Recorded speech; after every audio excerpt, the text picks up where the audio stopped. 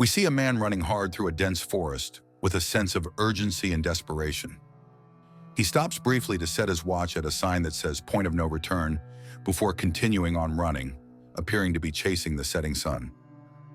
He eventually stops as he sees the forest starting to get dark, and he notices that he is somehow back at the same sign he saw earlier. Not sure how that's possible, he checks his watch and realizes that he's out of time. He starts to climb a nearby tree as he hears the ground rumbling beneath him. As he reaches for the next branch, it suddenly snaps, sending him plummeting back down to the ground. He manages to survive the fall and crawls over to his backpack, grabbing his knife and holding it close. He then starts to hear some disturbing noises and movement around him before he looks up in disbelief at something nearby. He then gets dragged away screaming before being pulled down a large hole in the forest floor. We are then introduced to Mina as she is working her job at an exotic pet store. The manager of the store asks her if she can drive a special golden parrot they have to a zoo several hours away if he agrees to pay for her expenses. She reluctantly agrees. She leaves for the zoo the next morning, stopping to fuel up her car before heading out across the beautiful Irish countryside. As she continues to drive, the road gradually becomes more and more narrow until she finds herself driving down a trail through a dense forest. Her phone then loses signal before starting to distort with strange symbols. The engine of her car then suddenly dies, bringing her to a screeching halt. She checks on the smoking engine before walking a short way into the woods to look at a nearby sign. The sign seems ominous, but she figures it must be marking somebody's property nearby. She grabs the bird out of her car and starts to walk in the direction of the sign. After walking a little ways past the sign and not seeing anything but more trees, she decides to return to her car.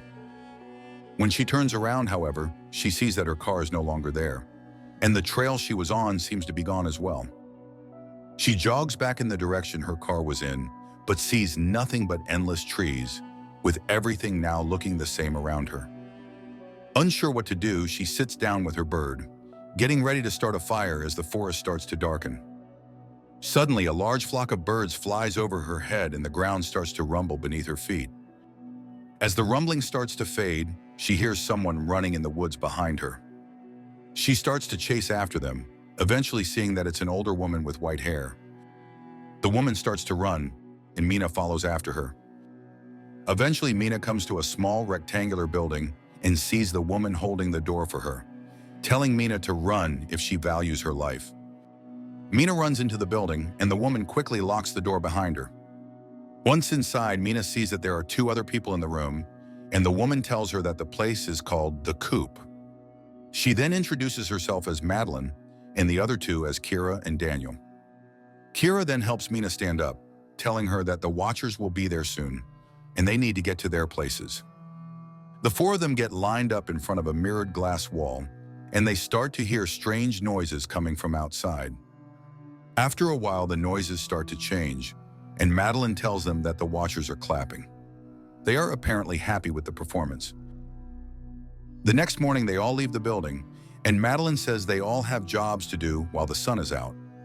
Mina goes with Kira as she looks for plants that she can use for medicine.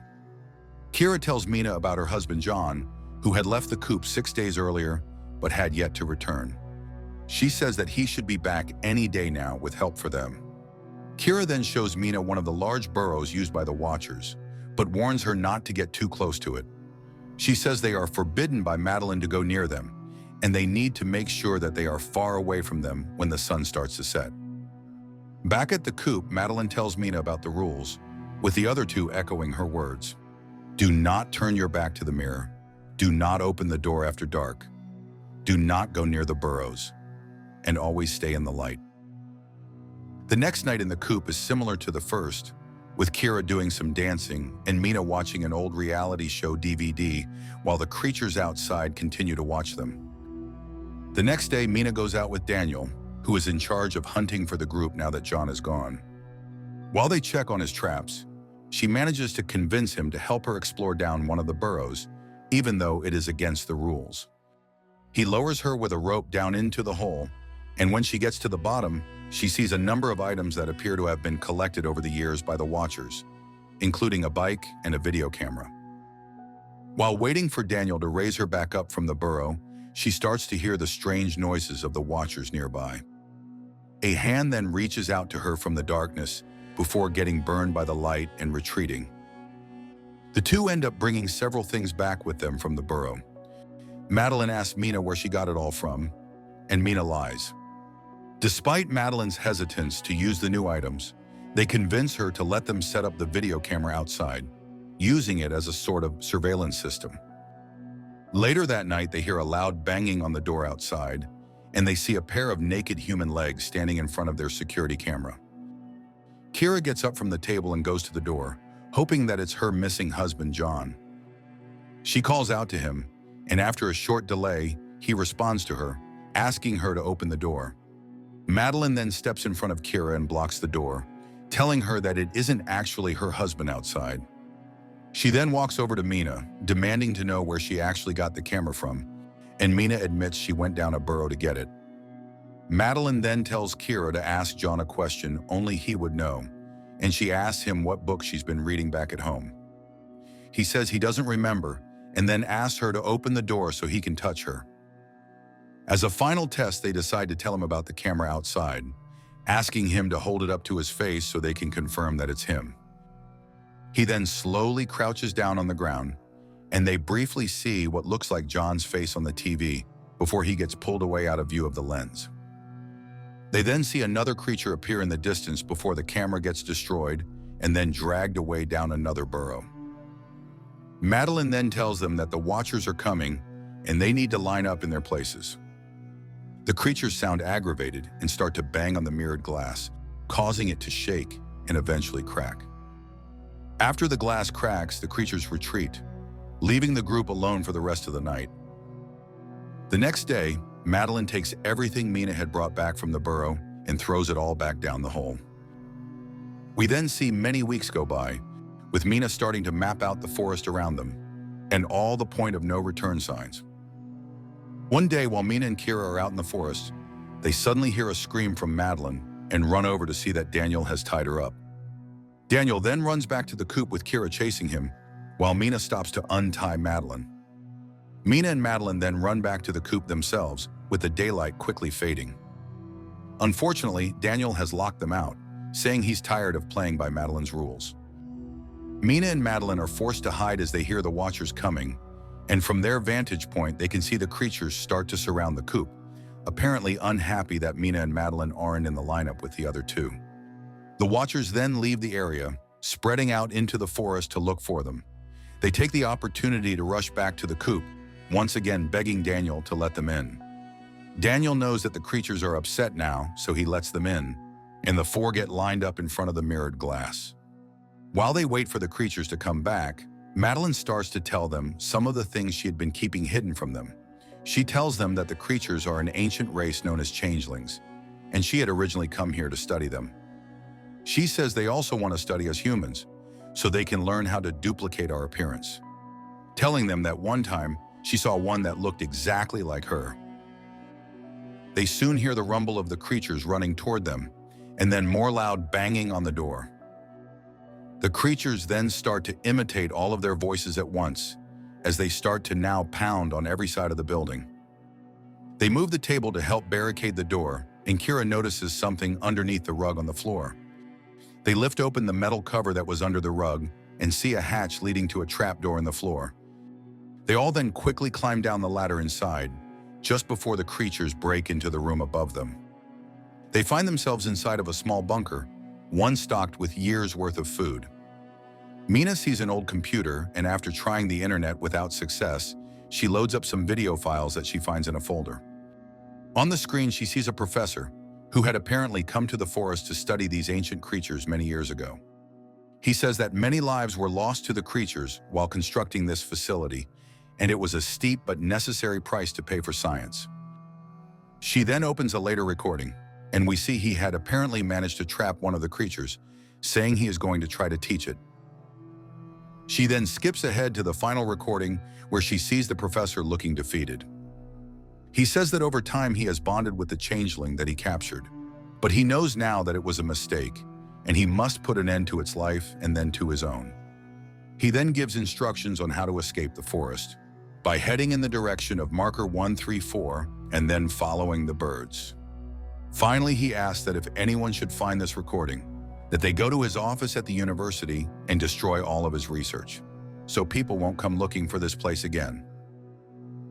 The group agrees to leave in the morning. The next day, they open the hatch and climb out, seeing that the building above has been completely destroyed by the creatures. They then start to head out in the direction of marker 134. Before long, they arrive at the marker, knowing that once they cross, they won't have enough daylight to get back to the hatch. Mina then lets her bird out of its cage, and they start to follow it as it flies forward, hoping it will lead them to the professor's boat. While following the bird, they come to a stone seal in the ground, and Madeline tells them about how the changelings had been banished to this forest by humans many years ago and stripped of most of their magic. The forest soon starts to get dark, so the group starts to run, eventually making it to the edge of the forest. They spot the professor's boat and start to run over to it, but Daniel hangs behind after he hears someone calling for help behind him. He looks back and sees someone that looks like John. The others warn him to stay away, that it's not actually John, but it's too late. The creature cuts Daniel's leg, knocking him to his knees before ultimately tearing out his throat. The creature then starts to impersonate Daniel as it lets out a terrifying scream. Knowing that there is no hope for Daniel, the others get into the boat and start to paddle away, with the creatures lining up on the shoreline, watching them go. They eventually make it back to civilization and manage to get a bus back to the city.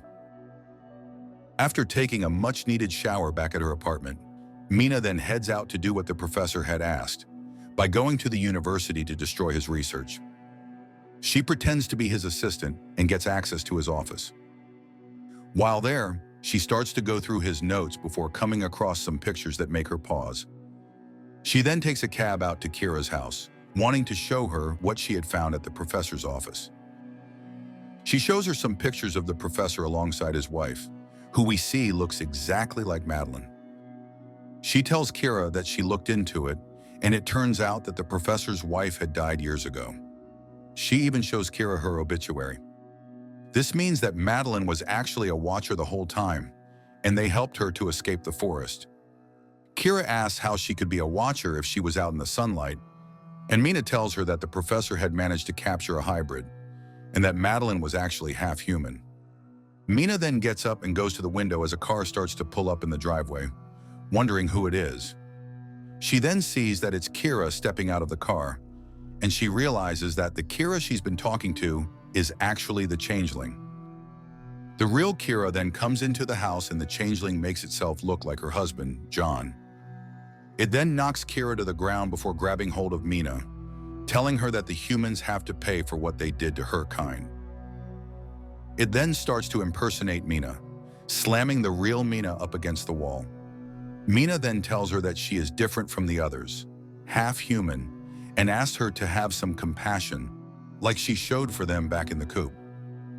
The changeling then seems to have a change of heart as she turns herself back into Madeline. She then suddenly sprouts wings and flies into the sky, landing on a roof nearby. She tells Mina that she hopes their paths cross again before flying away into the night sky.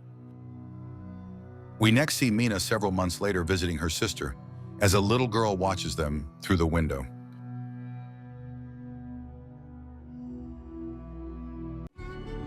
Like and subscribe to see more videos like this one. See you next time.